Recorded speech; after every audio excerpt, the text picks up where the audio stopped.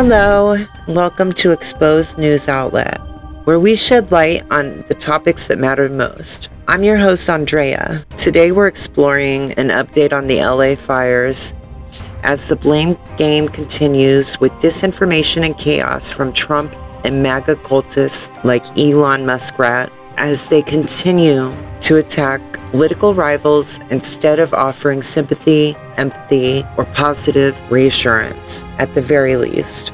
Instead, trying to push more negativity, chaos, and confusion, and refuse to even come to the ground zero as they push politics and attacks and protect the elite oligarchs that fund their campaigns, such as the fossil fuel tycoons, which are the true culprits responsible for this catastrophic weather we've been having the last several years. And they've known that this would happen, as their top scientists have warned them for decades now. But before we get to the facts, I have a few things I would like to ask. As we navigate the complexities of our world, it's essential to stay informed and engaged. By subscribing to our channel, enabling notifications, and sharing our content, you're supporting our mission to provide thought-provoking insights that inspire positive change. Thank you for being part of our community.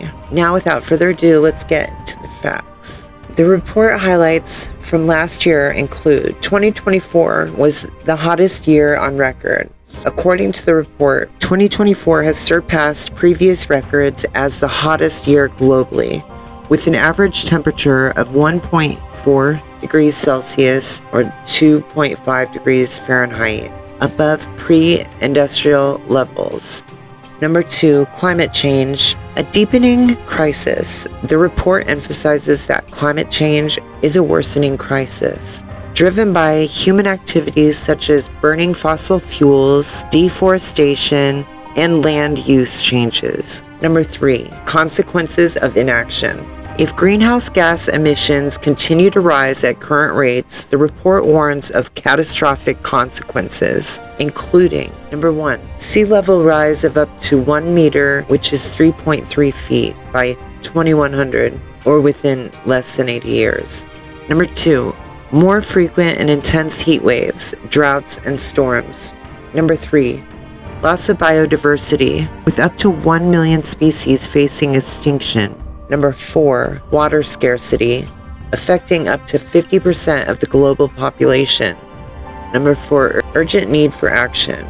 The report stresses that immediate, drastic reductions in greenhouse gas emissions are necessary to limit global warming to 1.5 Celsius or 2.7 degrees Fahrenheit above pre-industrial levels and avoid the most catastrophic consequences of climate change. Number 5, transformational change required. Achieving the necessary emissions reductions will require a fundamental transformation of global economies, societies, and individual behaviors, including, number 1, transitioning to renewable energy sources. Number 2, increasing energy efficiency. Number 3, electrifying transportation industry. Number 4, carbon capture and storage. Number 5, sustainable land use practices. Key takeaways. Number 1, climate change is a pressing global crisis that demands immediate attention and action. Number 2, the window for limiting global warming to 1.5 degrees Celsius or 2.7 degrees Fahrenheit is rapidly closing. Number 3, transformational change is required to reduce greenhouse gas emissions and avoid catastrophic consequences. Number 4, individual and collective action is necessary to drive the systemic changes required to address the climate crisis. Call to action. The report's findings and warnings serve as a clarion call to governments, businesses, civil society, and individuals to take immediate collective action to address the climate crisis. We must work together to reduce the greenhouse gas emissions, transition to renewable energy sources, and build a more sustainable, equitable future. Watch this clip. I'm joined now by the anchor at Fox LA, Alex Michelson. First off, for anybody who is watching the wildfires ravaging California right now, I'm sure that a voice that you're about to hear is one that you've heard numerous times throughout the last few days here. Alex, you've been doing 14-hour days on air, nonstop coverage. So, just on behalf of me and the rest of this state, thank you for the public service that you're doing, because really the coverage that you've been bringing about this wildfire is unmatched. So thank you for that. I do want to start with jumping right in here. I know that Fox LA did report on the prospect of an arsonist being arrested for the most recent fire. That's the West Hills fire. I think they're calling it the Kenneth fire. Can you speak on that? Yeah, so there was an incident where citizens in that neighborhood saw a guy with a blowtorch who was kind of talking crazy and talking about setting fires. They did a citizen's arrest of that guy, and then the police came in, brought him in for questioning. They suspect that fire was caused by arson, and they thought, hey, this could be the arsonist guy, literally walking around with a blowtorch in his hand. And apparently, they say after several different investigators from several different agencies talked to this guy, that they did not have enough evidence or probable cause to believe that he was the arsonist for this particular fire. But they did find parole violations and other things that were felonies for this guy. So he's still behind bars. It's not like they just released him and he's out on the street. But still, that is concerning, because you think about it. The first couple days of these fires, we had these extraordinary, almost unprecedented winds that were driving them. But since it hasn't been all that windy, and so how are these fires starting? Right. And arson makes a lot of sense that they just would be popping up one after another. It seems like every time we get a break or every time we're catching our breath, or frankly, every time we would do one of these press conferences we would go to with these officials, fire would just pop up. And then it's like a whack-a-mole. And every time we feel like, okay, we're out of the woods, here comes another fire. Alex, has there been any precedent in history for the scope and devastation that we're seeing with this fire right here, as far as you can remember, in California? Yes. This is not the biggest fire that we've had in California. That's the Camp Fire. People will remember when it went through Paradise, that community, which was completely leveled. 85 people were killed in that because they just couldn't get out. Paradise, not a lot of ways in and not a lot of ways out. That fire was biggest. Right now, this fire is the 5th biggest in state history. Many of those big fires have come in the last decade. As we've seen some of the effects of climate change and brush management and everything else. I mean, everybody's going to blame it on one thing and go to their political camps. It's a combo of a lot of things that have caused all of this. And we've seen the winds getting worse, too. But in terms of LA, the city of Los Angeles, this is by far the biggest fire this city has ever dealt with. And of course, the challenge of our region here is there's just so many people. So when you talk about fires out in rugged rural terrain somewhere, a lot of times that's not necessarily impacting people. When you think about some of the areas we're talking about here, Pacific Palisades, Brentwood, Altadena, Pasadena, we saw a fire in the Hollywood Hills, we saw West Hills, Calabasas. These are all very, very crowded areas. And some people are saying it's only rich people. That's not true. There's a lot of people impacted by this, of all different ages, races, political persuasions, income levels, and that's what makes this so challenging. With a lot of things, it's like, how close is it to people? When you have an earthquake, for example, and it's out in the ocean, you may not feel it that bad, but if there's one like right under LA, even if it's not that big an earthquake, because so many people feel it, sometimes it's seen as more dramatic.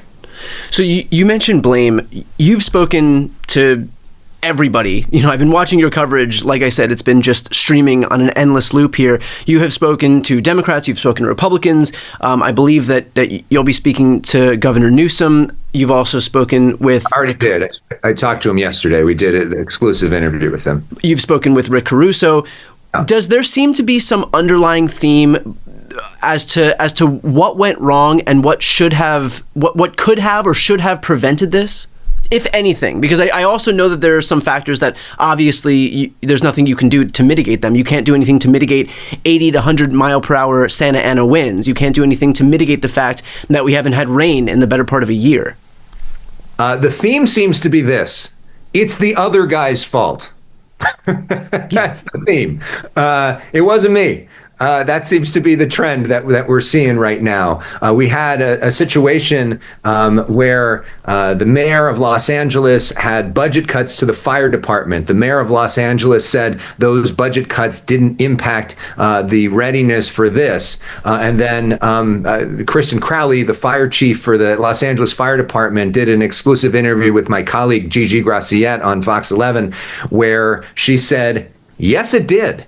And came out and slammed the mayor publicly. And it went super viral. And then she went on a bunch of other outlets to make the same point. And then she's called back to the mayor's office. They have this private meeting. The Daily Mail reports that Kristen Crowley got fired. We couldn't confirm that because I actually, do real reporting and talk to the mayor's office and talk to the fire department. They both said that she was there, that she's remaining. Kristen Crowley and Mayor Bass appearing together on Saturday morning, with Mayor Bass saying, "We will now express our disagreements in private." So clearly they're not on the same page, and there's some disagreement there. Governor Newsom put out a letter saying to the DWP, why did all this water pressure issues happen where there was no water for some of the firefighters in Pacific Palisades? So he's going after them and also reminding people that's their fault, not my fault, in putting that letter calling for an investigation. So that's another thing. He's obviously frustrated with Trump, who is blaming it all on Newsom, or New Scum, as he says, and said it's all his fault, saying a few things that are just factually inaccurate. This fire has nothing to do with the Delta smelt or efforts to protect them. That's another argument, and certainly something that we could get into someday, but has nothing to do with what's happening in Pacific Palisades. So everybody's finger pointing, and there isn't a lot of working together, at least publicly. I mean, publicly, they all work out of the same emergency operations center, and they do press conferences together and all the rest of that. But there hasn't been a whole lot of public accountability that we've seen so far. I'm curious what you make of Trump's using this opportunity, exploiting this opportunity to attack his political rival, Gavin Newsom. I mean, look, you're a lifelong LA guy. I know that you have that for you to report on this, not just by virtue of the fact that it's a fire, but also by virtue of the fact that it's your home, must be devastating. And so what's kind of your reaction to seeing the opportunism leveled by Trump that I believe in the barrage of posts that he's put up on Truth Social, not a single one has offered even a scant modicum of well wishes for any of the people impacted in. Yeah, well, I'm not an opinion host, so I got to be careful here, and I can't do what you do, but I will say this on a general phrase. People are really hurting, and it is disgusting and gross that any leader would take this opportunity as a moment to score political points. And any of those people, Democrat or Republican, I invite them to come to Pacific Palisades, come to Altadena, and walk those streets like I did yesterday, look around, and then say the same thing in good conscience. I invite them to come to the evacuation centers where there's hundreds and maybe thousands of people scattered all over the place who are desperate, who lost everything in their life, and go look them in the eye and then try to make a political point. We need help. This is not a time for political points. This is a time for people to come together and find a way within their own humanity to help people that need help. The reason we have a government is for situations like this, to help lift people up so there is a sense of safety net, so there is a way for people to go. And if the government doesn't get its act together, it's disastrous, not only for the people impacted, it's disastrous for the economy of this country, of this county, of this state. It's disastrous for everybody. And Donald Trump has made his career as a real estate guy and as a builder. He's really good at putting his name on a lot of things. And I welcome him as a Californian to show off how great he is at building. Come in here, show everybody how it's done. If the Democrats can't do it right, you do it better. I don't care who does it, but somebody's got to do it because these people need help. You've actually garnered a lot of attention unwittingly, inadvertently, because the clips of these helicopters that are dropping water, that are doing water drops onto the fire, are just like are kind of the only vestige of hope that so many people have while watching this stuff, and they're doing a really incredible job. Have you seen some of the ways that these clips have taken off, that your voice is in the background of, but that really showcase the talent of these helicopter and airplane pilots? Yeah, it's been kind of wild because, because we have gone commercial free and I'm going there 14 hours at a time, it's kind of hard for me to keep track of everything that's happening. I'm getting home at like 2 or 3 in the morning, and then I look at all these memes that people are sending me. Yeah. I've been called the Mike Bream of water drops, sort of play-by-play of, they call this, I don't know if NBA fans out there, but Mike Bream does the NBA Finals, and whenever there's a big three, he says bang, and then for every once in a while, they've done a few bang bang, which is a double bang, which means that it's like an unbelievably historic shot. And so some people have referred to the double bangs of water drops, which I think is funny. We had this ridiculous moment with this crazy person on the street talking to Gina Silva and blaming this on gay people, which that went viral as I saw that. Man, that was wild.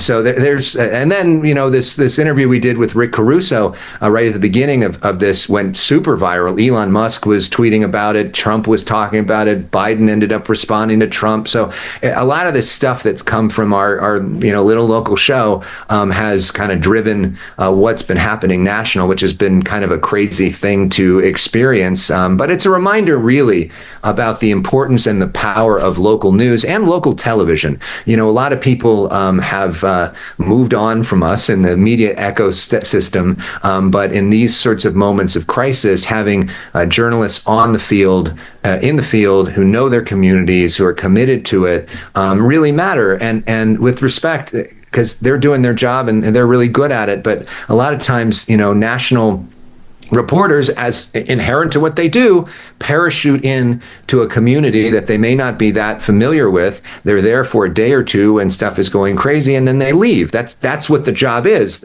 No fault to them. But for the local reporters and local anchors, this is our community. These are our friends. For some people, these are their homes, and we're not going anywhere. We're going to be here when all those national cameras leave, and committed to the long term, to the stories of rebuilding, the stories that we're going to have of insurance problems and the red tape that's coming when people try to rebuild, and all the back and forth that's coming, figuring out how to do this better, bigger and better, what went wrong. Those are the stories that we're going to be doing. And so for people that appreciate the work we're doing, the best way that you can support it going forward is not just watch for the one crazy crisis day, but be committed to supporting the work long term. Sometimes that's watching it on TV. Sometimes it's sharing out links. Sometimes it's sending a nice note. But any way to support people that you're appreciative of, I think, will help make this work long term.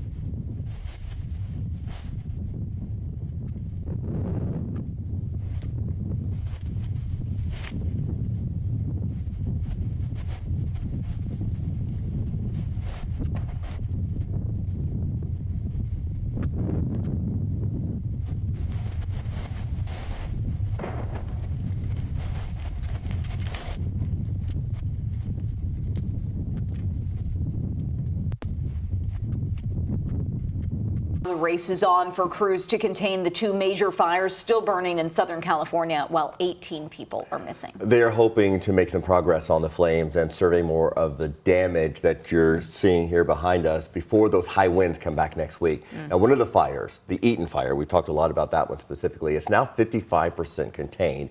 ABC's Rhiannon Alley has the latest. This morning, at least 18 people remain missing in the Southern California fire zone. 2 new deaths confirmed, raising the toll to 27. A break in the winds allowing crews to gain ground on the flames, but new threats are emerging. This home was split in 2 by a landslide. If you look right above it, you're going to see a lot of smoldering debris and things that have burned. Authorities are reopening some areas for residents to return to. Linda Zhang went back to what's left of her home. She's staying in an Airbnb, struggling to find a new place to live. So is everything you're wearing donated? Yes, everything I'm wearing except my phone is donated. The fires damaged or destroyed at least 12,000 homes and other buildings, including 10 schools, as communities look to rebuild. Fire officials say they hope to finally enforce a zoning law, calling for homeowners to create a 5-foot zone around their house that's clear of vegetation. The science is very clear that removing combustible material in its entirety from that space is highly correlated to reductions in structure loss. With so many people having lost their insurance before the fires, law enforcement is reporting a rise in threats against insurance executives. But those in need are finding solace in the generosity of others. Pastor Sarah Beckman knows what it's like to heal after a wildfire destroyed her community on Hawaii in 2023. So she decided to follow the aid group Mercy Chefs to Los Angeles. The group provides hot meals to those in need. Rhiannon Alley, ABC News, New York. Climate change has exacerbated the severity of Santa Ana winds, contributing to the devastating wildfires. Number 1, rising temperatures. Global warming has led to increased temperatures in western United States, creating conditions for more intense wildfires. Number 2, drought. Climate change has also contributed to drought conditions in California, leaving vegetation dry and vulnerable to ignition. Number 3, wind patterns. Climate change has altered wind patterns, including the Santa Ana winds, which have become stronger and more unpredictable. Watch this clip. An update on the wildfires burning in LA County. The death toll now climbing to 24 people. 8 from the Palisades fire and 16 from the Eaton fire. At least 16 people are missing, with countless injuries being reported. There's good news. Firefighters are closer to containing the Hearst fire. It's now 89% contained. Meanwhile, tonight it's a race against time to contain the Palisades and Eaton fire, both now several thousands of acres large with little containment. Firefighters from across California and 9 other states are not taking for granted every second of the calm to contain the wildfires burning across Los Angeles County before those Santa Ana winds pick up again.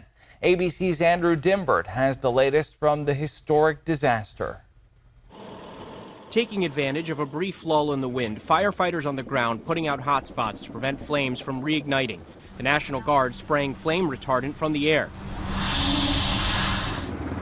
And helicopters making water drops. We have airplanes, we have helicopters, even drones. We're dropping retardant, we're dropping water everywhere we can, again, to secure that edge all around the fire. The dangerous conditions have put more than 8 million under critical fire risk. The vegetation is still very, very dry, so that leaves a recipe to produce some very critical fire weather conditions, and therefore that's why we do have the red flag in effect till 6 o'clock Wednesday evening.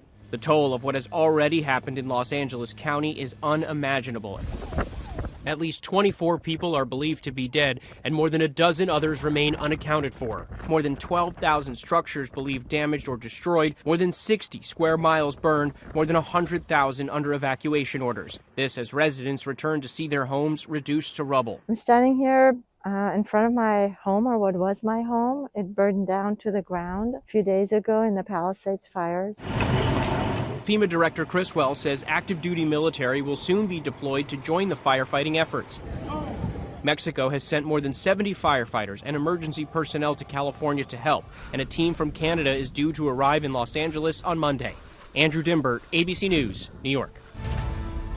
And tonight, authorities are zeroing in on the cause of those devastating wildfires in L.A. with the Federal Bureau of Alcohol, Tobacco, Firearms, and Explosives, or ATF, leading the investigation. The ATF formed a special task force comprised of local, state, and federal investigators. They're interviewing residents and searching for clues about how the Pacific Palisades and Eaton fires started. This task force is made up of local, state, and federal partners designed to investigate the cause of these fires and to see if there's any connection between them. Most wildfires in the U.S. are caused by humans, whether accidental or intentional, and authorities are looking into whether electrical equipment may have contributed to the fires. Southern California Edison has filed safety reports related to the incidents. And for continued coverage of the wildfires, you can head over to ABC 10 Plus, the ABC 10 Plus TV streaming app. We've got live updates and news conferences as they happen there. Santa Ana winds role in the devastation. The Santa Ana winds played a significant role in the devastating wildfires. Number 1, stronger winds. Unusually strong Santa Ana winds with gusts reaching up to 80 miles an hour, some even up to 100 miles per hour, spread embers and fueled the fire's rapid growth, sending embers miles ahead of the fire. Number 2, dry conditions. The winds further dried out already parched vegetation, creating a tinderbox of flammable material. Number 3, fire spread. The strong winds dispersed embers over long distances, igniting new fires and making containment challenging. Number 4, fire nados. Fire nados, as the fire expanded and increased with heat, the fire nados and the winds carried embers miles ahead, starting spot fires and spreading quickly. Watch this clip. Video. Check out this fire nado. It was captured by Fox 11 LA in the Palisades fire. This was last night about 10:45 local time. This one's been all over social media. Unbelievable. Yeah, you get big pressure changes, big temperature changes, and you can see those. It's a real thing. There's actually been an EF3 fire nado that happened in the past. Firefighters are bracing for more fierce winds as they battle those wildfires out in Southern California. It comes as officials say the latest death toll is rising there. Good Day's Robert Moses. He joins us live from the Lower East Side, where people are dropping off donations for victims of the fires. Robert, good morning. Tashani and Dan, good morning to you. Yes, in fact, the sidewalk here outside of Ray's Bar on Christie Street was lined with boxes over this weekend, filled with clothing and toiletries and other supplies for fire victims. This as Los Angeles braces for what could be another difficult few days ahead. 24 people are dead and at least 16 remain missing. The fires that have ravaged the Los Angeles area damaged or destroyed more than 12,000 structures, and that number could climb. The National Weather Service issued red flag warnings through Wednesday, meaning high winds will complicate the firefight. These winds, combined with low humidities and low fuel moistures, will keep the fire threat in all of Los Angeles County very high. According to the Los Angeles County Fire Department, the Palisades fire has scorched more than 23,700 acres and is only 13% contained. 4 people are missing in that area. The Eaton fire burned more than 14,000 acres and is just 27% contained. 12 people are still missing in that area. Our affiliate in Los Angeles met members of one family who know the Eaton fire all too well. It destroyed their home and with it a child's beloved possessions. We had a 3D printer and it was so special to me, and it's gonna make me a little sad, but I don't know why, but this is what happened to our house. To me, it's sad to see everything that we worked for, everything that we built here to just be gone. That story is repeated in neighborhood after neighborhood, home after home. Governor Gavin Newsom predicted that the fires will go down as the worst natural disaster in U.S. history. I think it will be in terms of just the costs associated with it, in terms of the scale and scope. Forecasters predict more favorable firefighting conditions later this week. Winds will ebb on Thursday, and the weekend will be cooler with higher humidities. But until then, with winds whipping anew, emergency officials warn residents to not let down their guard. This isn't over. The fires may be closer to being over. You hear that from our fire chiefs if it goes that way, but we do have this pending weather event. And adding insult to injury, authorities say that they have seen people looting after these fires. Those authorities warned that anyone caught doing so will be prosecuted. We're live on the Lower East Side this morning. Dan and Tashani, back to you. The combined impact. The combination of the climate change and strong Santa Ana winds created a perfect storm that contributed to the devastating wildfires.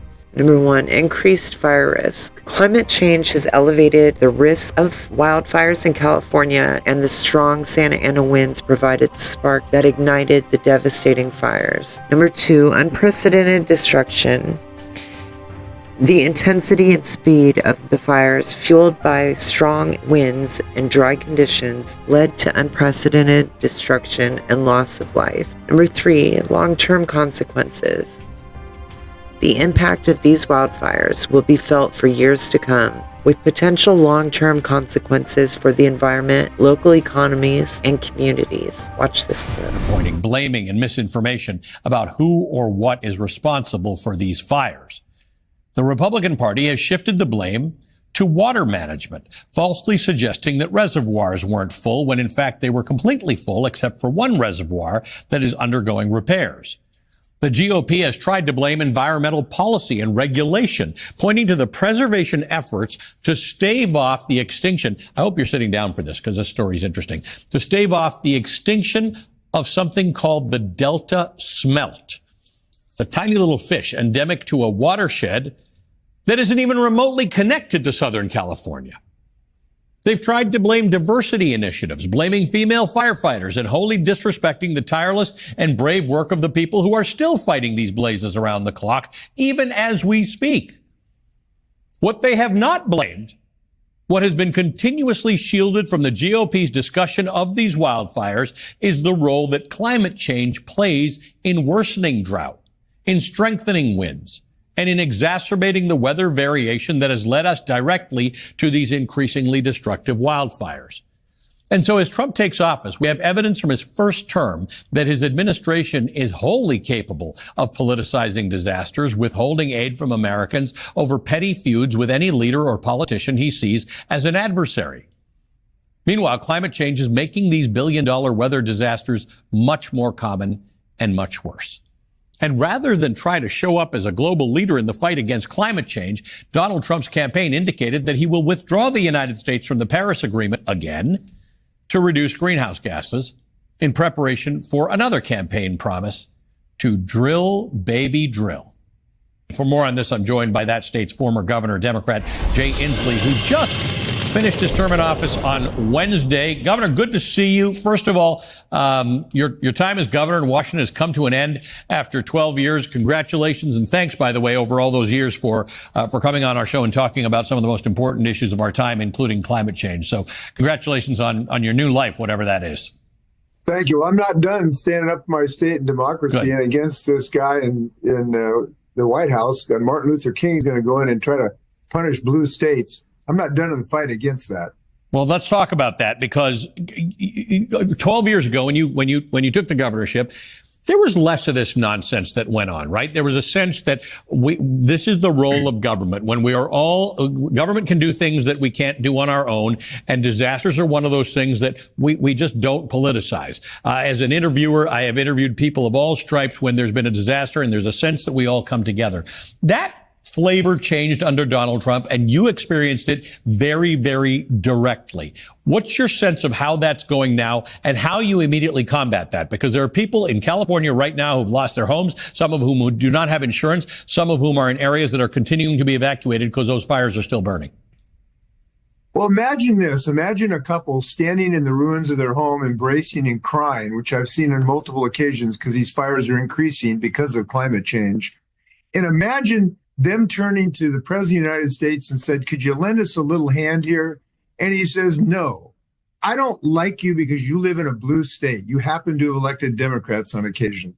And that's exactly what he did to my constituents when they suffered in the Malden fire, where the whole town burned down, 15,000 acres. Even burned the fire station in the library. And he just said, go fish. I'm not going to help you because I don't like the fact that you have Democrats in your state. And that's exactly what he did. Now, before Donald Trump arrived on the scene, it was inconceivable that any American president would take that cruel position. I'll just tell you, I look at this kind of personally. Imagine your neighbor's house is on fire and he comes over and he asks if he can borrow your fire hose. And you say, no, you voted for a Democrat. I'm not going to let you use my hose. That's what they're doing. And so this is a moment not to cower to this. It's a moment to show moral courage, standing up, holding the Republicans' Congress people's feet to the fire to not allow this type of outrage to occur. And we've all got that moral obligation, I believe, to everybody in America. I asked some congressman you just quoted saying, you know, what do they deserve? Well, they deserve to be treated as Americans, which they are. That's what we're saying. Let me ask you, I can perhaps get my head around the idea that taxpayer money is going to go to your state and some things may have been determined to not have been managed as well as they could be, and we should discuss that. What stands out here is the degree to which Republicans who are critical of Democrats or that run particular states avoid the climate conversation at all in here. We're going to do everything, but we're going to not talk about climate change and what impact it has on flooding, on drought, on water levels rising, on more impactful hurricanes. We're just not talking about that. Hitting hurricanes in Florida and North Carolina, this is a common problem. And it will be wonderful someday if we have Republicans to help us fight this battle against what's really causing these massive disasters. But you got to understand, this is a nakedly partisan action. You didn't hear these guys saying, well, I want to look at the emergency response in Florida or to condition aid because they didn't get the the taco truck there fast enough after the hurricane. They're not doing that. This is an attack on American people who made a voting decision that Donald Trump doesn't like. And by the way, the irony in my state, adding insult to injury, when I went to help these folks, there was Trump signs all over town. These are people who voted for Donald Trump. But because the state happened to vote for a Democrat, he decided to punish these Americans for their voting behavior. That is what is going on. And we got to stand against this every way that we can. And Martin Luther King, he's going to take the office of a guy who understood. You know, one of my favorite quotes from King was, we're all part of a inescapable network of mutuality. We're in a single garment of destiny. We're all humans here. Right. And to be treated in an inhuman fashion on Martin Luther King Day, we shouldn't stand for that. We should be emboldened against this guy, not cowering in front of him. Well said, Jay Inslee. Good to see you as always. You are always welcome on our show, as you have been for many years. And I know you get up awful early on the West Coast to talk to us. So we appreciate it. Jay Inslee, the former Democratic governor of Washington State. Increased demand. Multiple large fires required significant amounts of water, straining the existing supply. Loss of electricity. PSPS events can impact water treatment and pumping facilities, reducing water pressure and supply.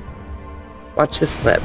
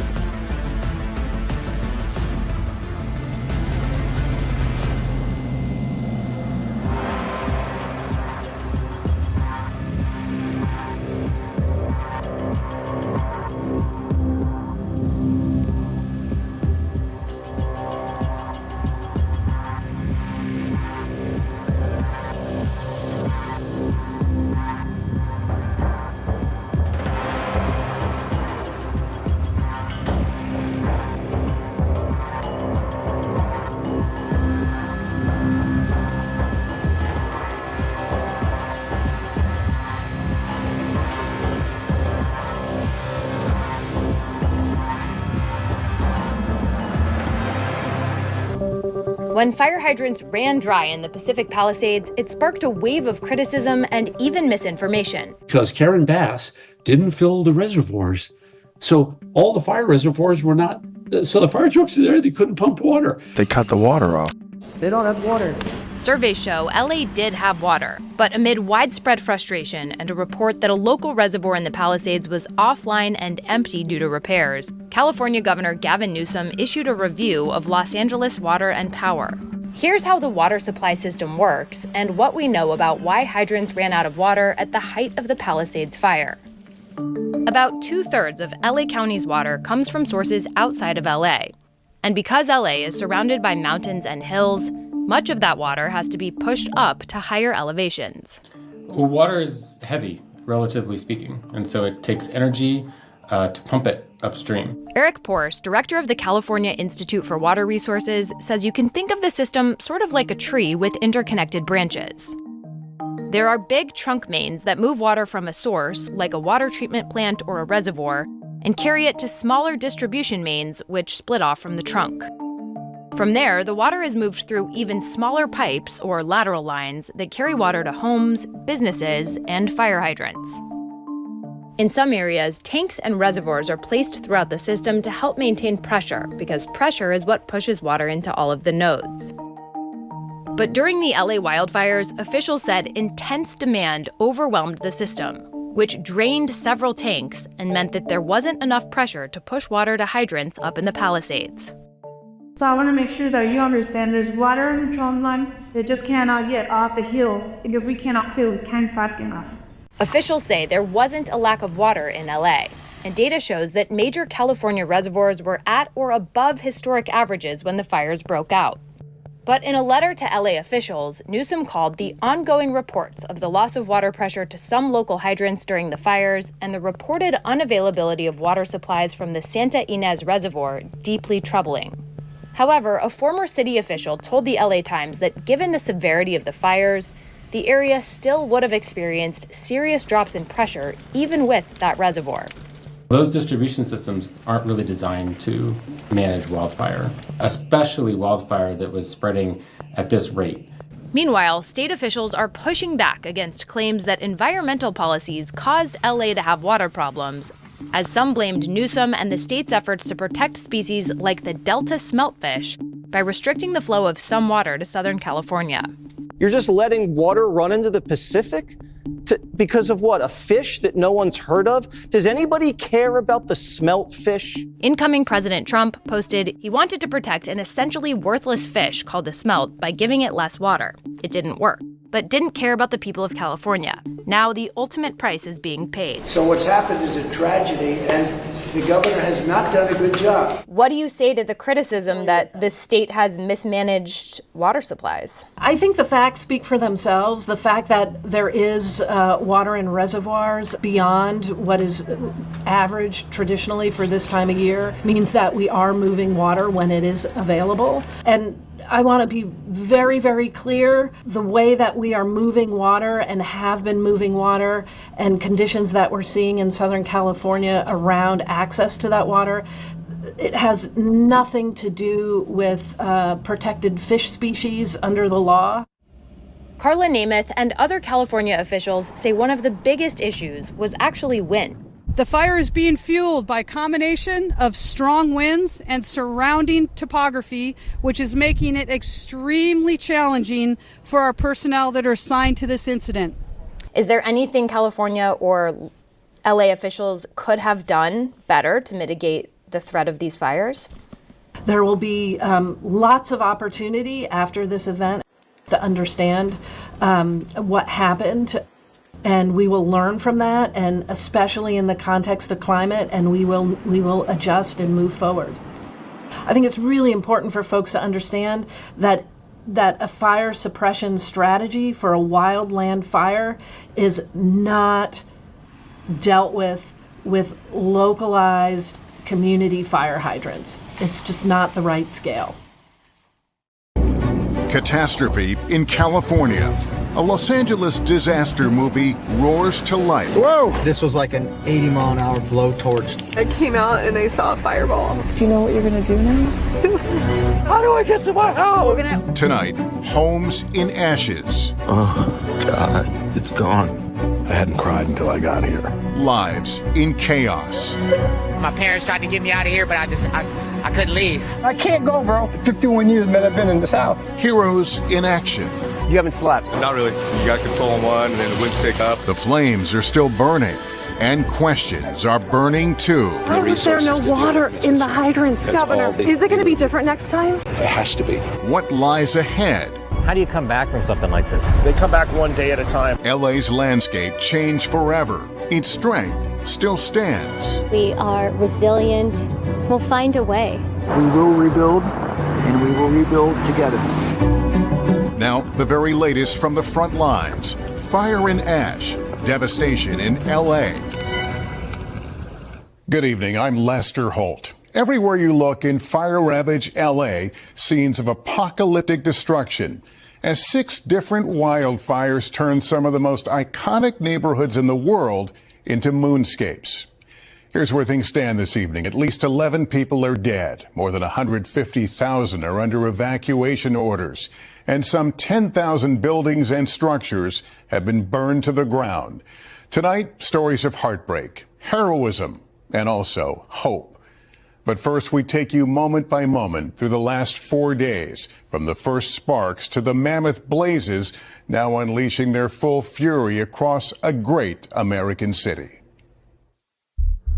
It all began 4 days ago when Los Angeles residents might have expected a typically beautiful Tuesday in their city. But that morning was different.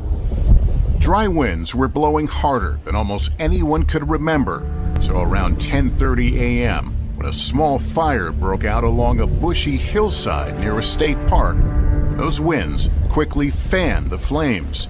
LA firefighters got word on their internal radio channel. This has the potential for 200 plus acres in the next 20 minutes. We have a potential for structures being threatened in the next 20 minutes. The fire started to burn through one of the wealthiest and most beautiful neighborhoods in the country, the Pacific Palisades.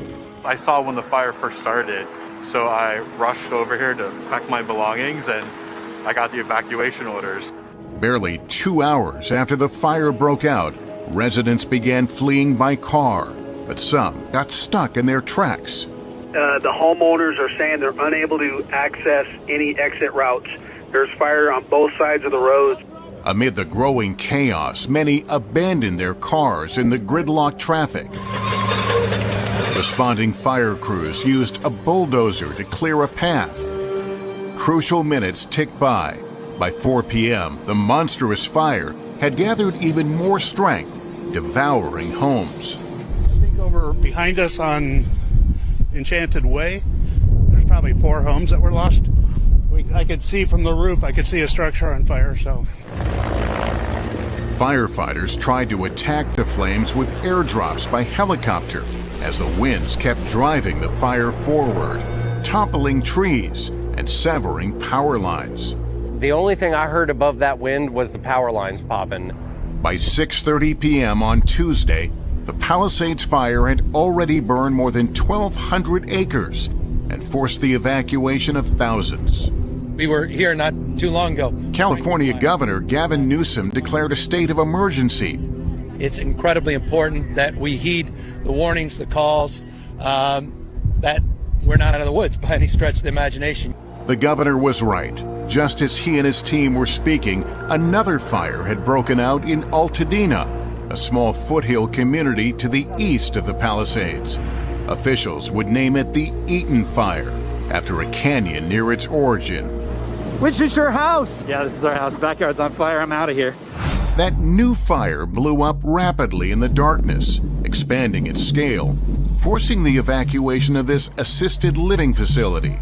You'll see the people on stretchers and just the effort, the very rapid effort to try to get these people out of harm's way. As the night wore on, the hurricane-force winds reached upwards of 75, even 100 miles per hour, making it unsafe for those helicopters to fly. We're trying to surround the fire, break it up into different divisions so geographically we can orchestrate an effective attack on it. On Wednesday morning, plumes of smoke rose out of the canyons and blotted out the sun. The Palisades fire had continued its march west, scorching 5,000 acres in its path. You can see these coastal beachfront homes just erupting in flames.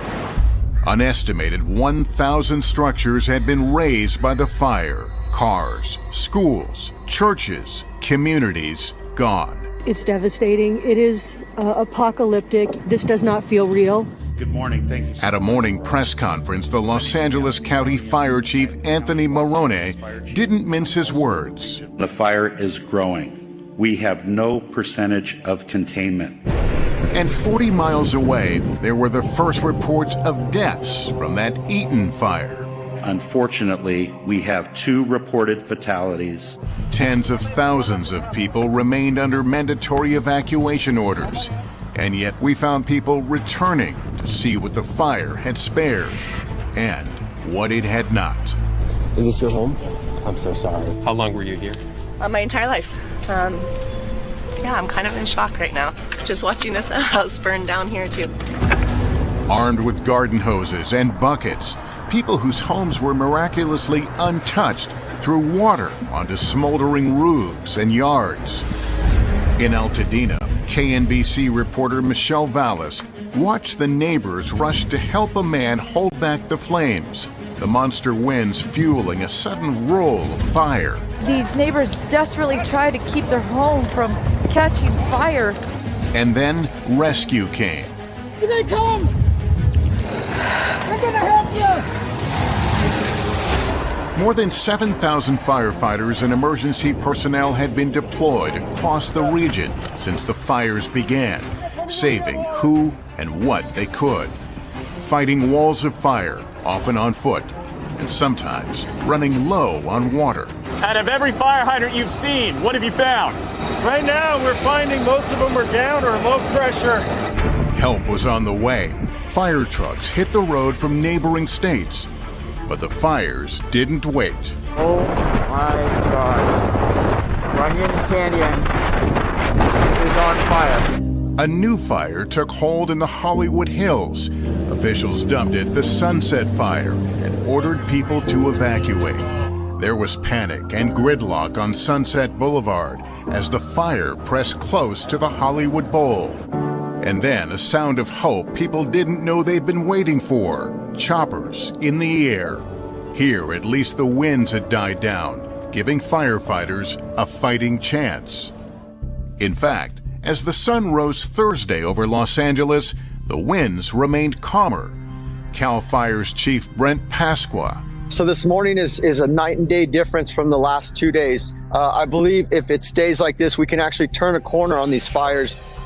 Firefighters were making significant headway on the Sunset Fire in the Hollywood Hills, and officials lifted evacuation orders there. As they gathered with reporters, they revealed how much had been lost so far in places like Altadena.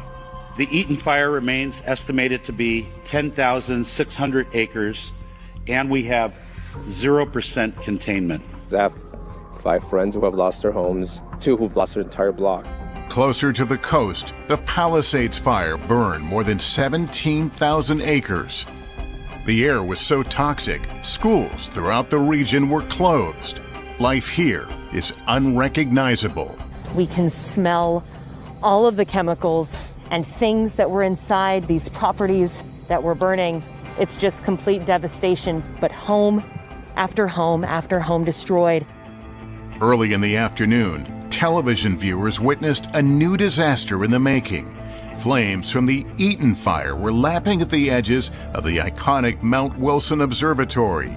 It's also a vital communications link, housing broadcast towers for the entire Los Angeles area. A KNBC engineer was inside that building, offering a lesson in competence and cool-headedness. We've been preparing for this for a couple days now. We're in a good place up here. We've got a lot of assets that rolled in early this morning in preparation for what's happening now. Hours later, the fire had retreated. Late Thursday, authorities imposed a curfew on the two largest evacuation zones to prevent looting and called in the California National Guard to assist. But fire, of course, remained the biggest threat. And sure enough, another one broke out, the Kenneth Fire in Bell Canyon. Evacuation orders went out. We keep seeing these fires pop up in different places. If you're told to evacuate, then get the hell out. By this morning, the death toll had climbed to 10 people. And tonight, the cause of all these fires remains under investigation. As Los Angeles neighborhoods continue to burn, people are bracing for whatever may come next. I don't know how we recover, but I do know that we will rebuild, and we're going to rebuild together. When we come back, residents of the hard-hit Palisades return home to a surreal scene.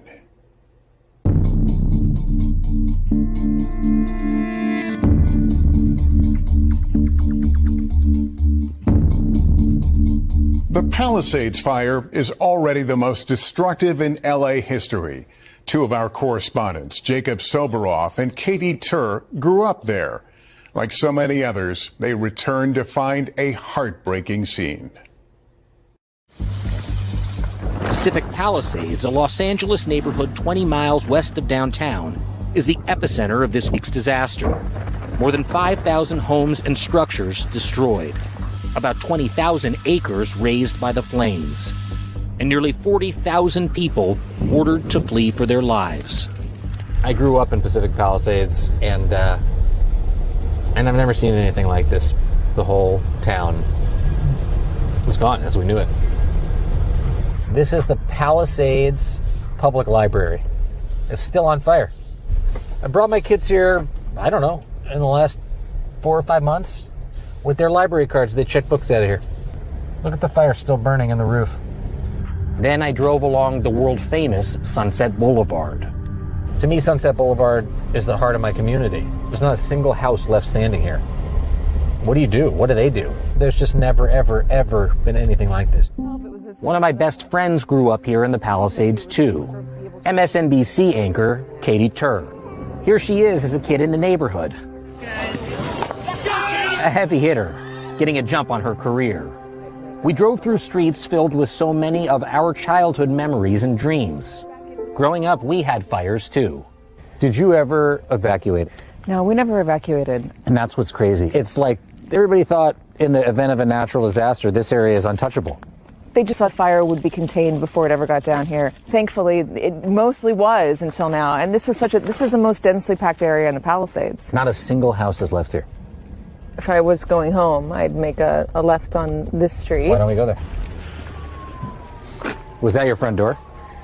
Yeah, and this was the living room. We put a Christmas tree in this corner right here. And behind that was a bathroom that my dad set up a dark room for me in because I loved photography. Our nostalgia was short-lived. There's too much real misery here. Too many lives upended. And we just moved in 2 days before the fire. Do you know what you're going to do now? What were you able to get when you left? Nothing. Because you thought there's no way, right? I was working really hard. I'm a couples therapist, and I was like working. I didn't know, and I came out and I saw a fireball, and I had to get out immediately. Oh my God. I grabbed. This is everything. I grabbed one painting. Today I met Tanner Schaff. Tanner is from Minnesota, but happened to be visiting a friend when the flames engulfed the neighborhood. And then the house. How are you doing? I mean, I think it's not an exaggeration to say you barely made it out alive. I'm doing well. It was a bit overwhelming. They fought the fire, but it was hopeless. I'm a professional storm chaser. I have friends that firefight and give me a lot of knowledge, and I've been around some fires before, but nothing like this. Pretty much every house here got taken out. I remember hearing you talk about the trees on fire. You could see the trees on fire. The thoughts that were going through your head at that moment when you realized we got to save our lives. Yeah. What was it like? Just a sense of defeat. They found themselves in an inferno. Everything's on fire around us. We're getting in his car. We're going down the street. It's thick. You can hardly see. And there was just kind of this just sombering feel in the car. You can't describe it. Just nearby, Cafe Vita used to be at the heart of the community. Now it's a pile of charred rubble. Oh my God. Look at this. This is just hard to believe, hijo. Albie Fuentes has worked in Pacific Palisades for 34 years. I've known him almost as long. What was it about this place that made it so special and made it so popular? The enormous effort to make it like a second home, for everybody. What does it feel like to be here? I have to cry so much, hijo. I have cried so much on these last days. It's so hard. It's so hard. It's so hard. What are you gonna do, Albie? Right now, as for many people suffering this tragedy, our immediate future is uncertain. I don't know. When you cover these things, you always hear people talk about, I can't imagine it happening, to me, and this hasn't happened to me. But I look around the town, the neighborhood, the place that I grew up in. I talk to my friends who I spend so much time with on these streets, and it's hard to imagine what comes next and what happens next. As the fire continues to eat away communities, you hardly dare think about the future. CAL FIRE Deputy Director Nick Schuler. In my 26 years, this could be one of the top, most devastating fires I've seen. What happens in a situation like this where the high school's destroyed, you got churches destroyed, you got the 2 supermarkets in the community destroyed? How do you come back from something like this? They come back one day at a time. I know it's hard for everybody, but let's keep our praise and let's keep our hopes and let's be together.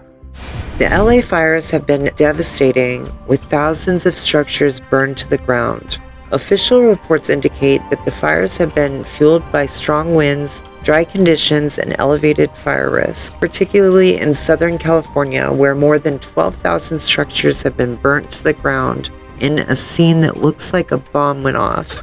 Very heartbreaking. My heart goes out to you all. Regarding the loss of electricity, utilities may temporarily shut off power to specific areas to reduce the risk of fires caused by electrical infrastructure. This is known as Public Safety Power Shutoff, PSPS. While PSPS events can help prevent wildfires, they can also leave communities without power, which have its own risks and hardships. In addition, other areas were also losing power as a result of the fire burning down infrastructure as well. The loss of water pressure and water supply during the fires is a critical issue. When fighting large fires, firefighters often rely on a consistent water supply to combat the flames. However, when thousands of structures are burned, it can lead to significant loss of water pressure, making it challenging for firefighters to access the water they need. Additionally, the destruction of infrastructure, including power lines and water pipes, can exacerbate the issue.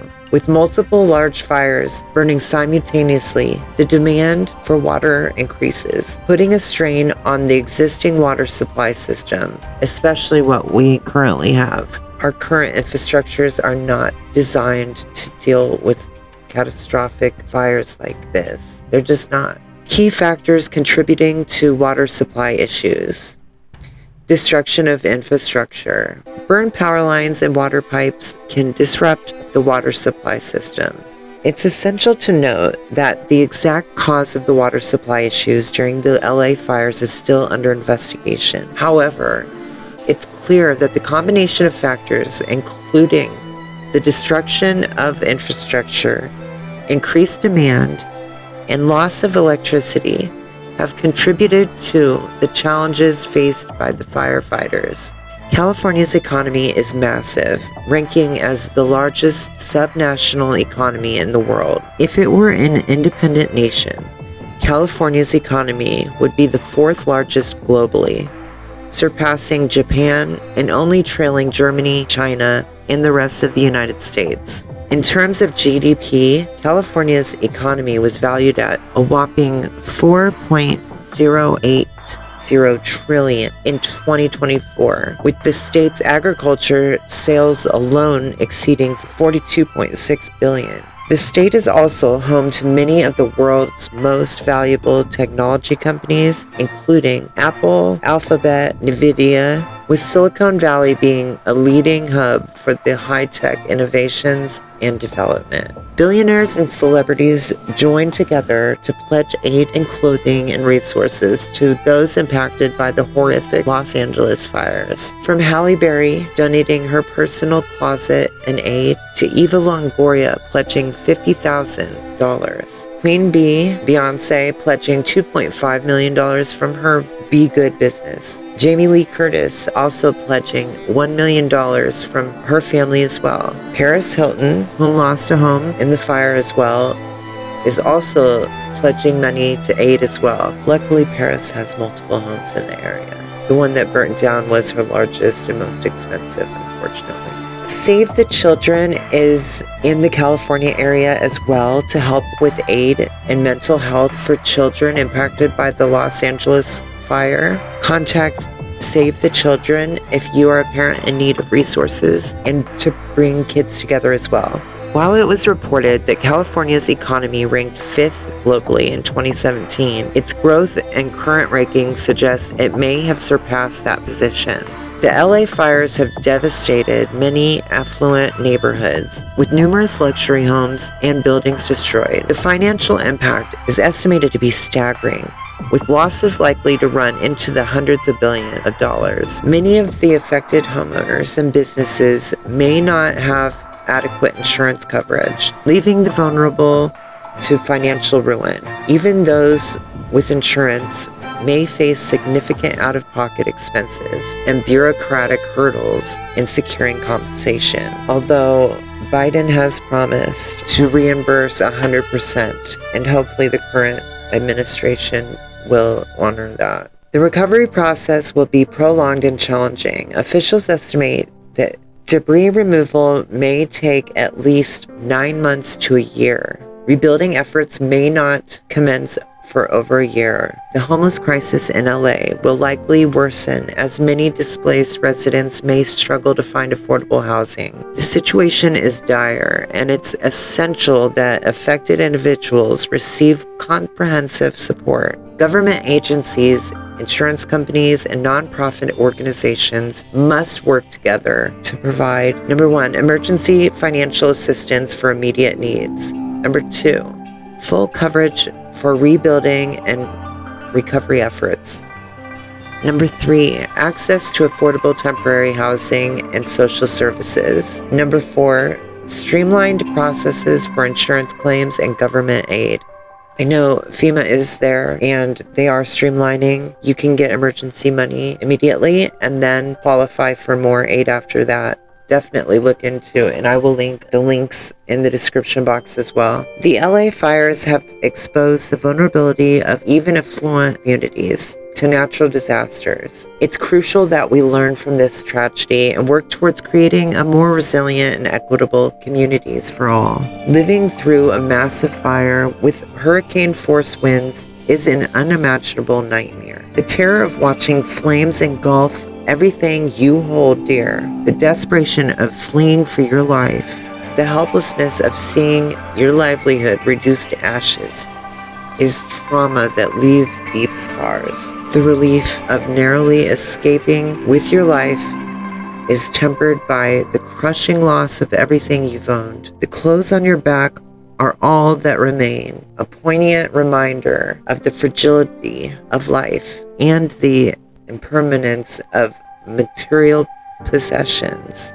The pain of losing everything in such a catastrophic manner is overwhelming. It's not just the loss of possessions, but the loss of memories, of comfort, of security. The sense of brokenness is palpable, and the struggle to come to terms with the new reality is a daunting one. Yet even in the midst of such devastation, there is a glimmer of hope. The resilience of the human spirit, the kindness of strangers, and the support of loved ones can help navigate the darkest of times. If you or someone you know has been affected by the fires, please know that you are not alone. There are resources available to help, and there is a community that cares.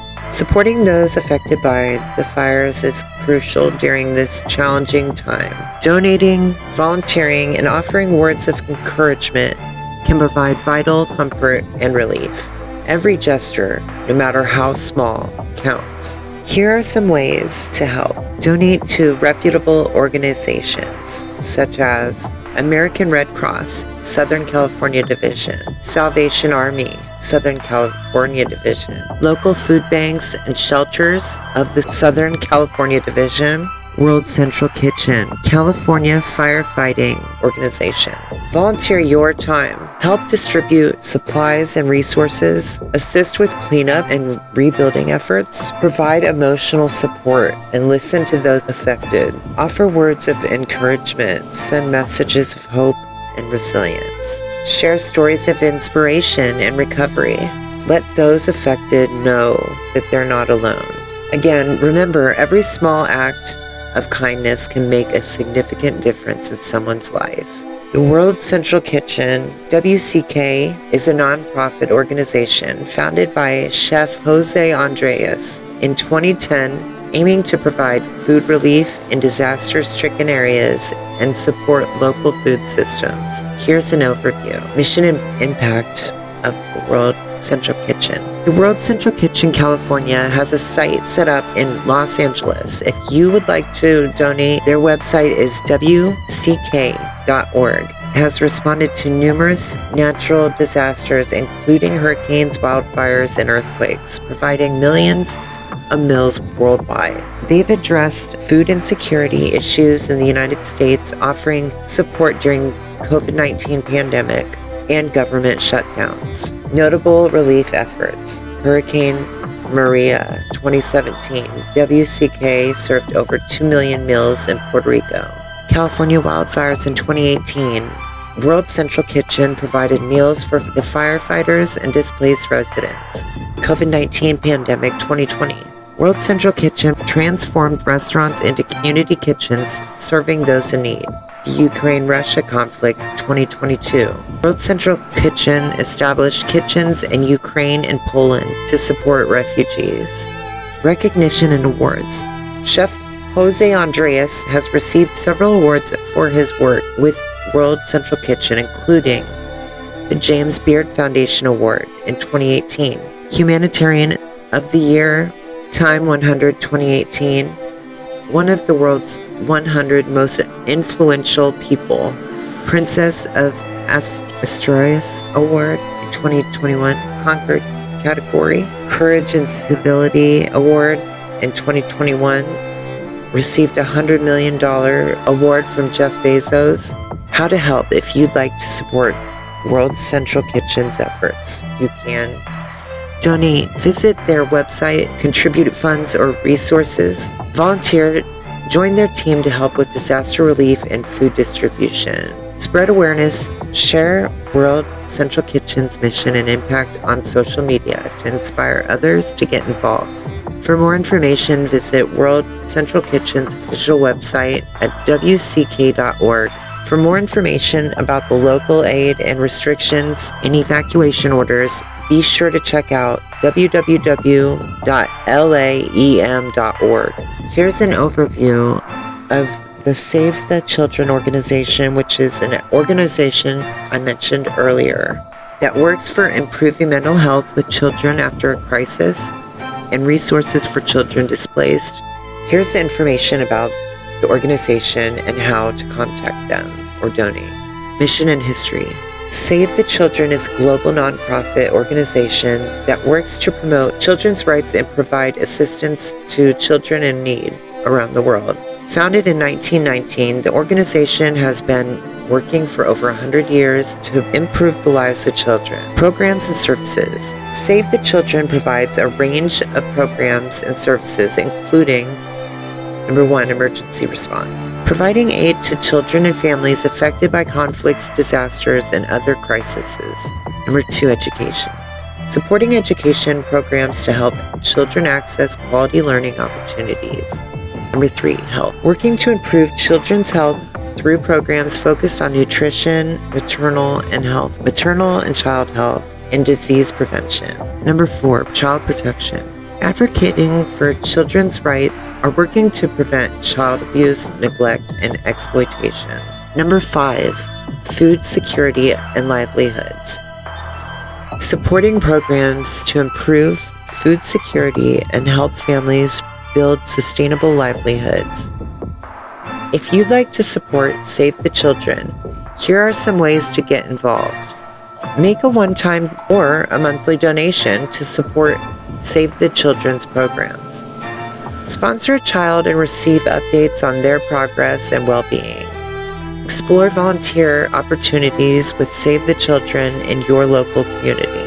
Join Save the Children's advocacy efforts to speak out for children's rights and interests. And visit Save the Children's website, which I will link in the description box below. Call their toll-free number, 1-800-728-3843. Again, that's 1-800-728-3843. Follow them on social media, Save the Children on Twitter, Instagram, or Facebook. I want to thank each and every one of you for being a part of this journey. Your engagement and support mean everything to me. If you'd like to support our mission further, be sure to check out our upcoming merchandise with partial proceeds going to institutions, the NAACP and the ACLU, and other defenders of civil rights and freedoms. Also, if you're able to help, I do have a GoFundMe, and I'll leave the link for that below. As I'm trying to build this new platform and reach a broader audience, I have been censored on most of my platforms, social media, and it's been hard for me to get my resources or to even monetize or any of that. And I'm trying to get the needed software and technology that I still need to get to grow. And so I'm also wanting to build a platform with a podcast, as well as a newsletter and merchandise and more. So a lot more to come. If you're able to help out, the GoFundMe will be below. I really appreciate it. Thank you for sticking around till the end. If you can give me a thumbs up or let me know what you think about the current status of affairs, how Donald Trump is politicizing this and making these horrible attacks, as well as other Republicans, including Republican lawmakers from California, who instead of being in California helping, they're in Mar-a-Lago pushing propaganda. So, I mean, you can't make this shit up. Anyway, be sure to like this video if you haven't already. Subscribe to my channel if you haven't done so. I don't know why not. And also be sure to share my video on all of your social media platforms. It really helps out a lot to get my message out to the masses and, to put a stop to disinformation and propaganda. At the end of the day, we're under attack by a fascist, neo-Nazi, white nationalist, Christian nationalist. It's the same thing. Fascist agenda that they're pushing, and it's important that we keep the facts circulating and that we aren't afraid to call out the injustices and to stay woke as they attack, literally go to war on wokeism. So stay woke, people. Have a good day.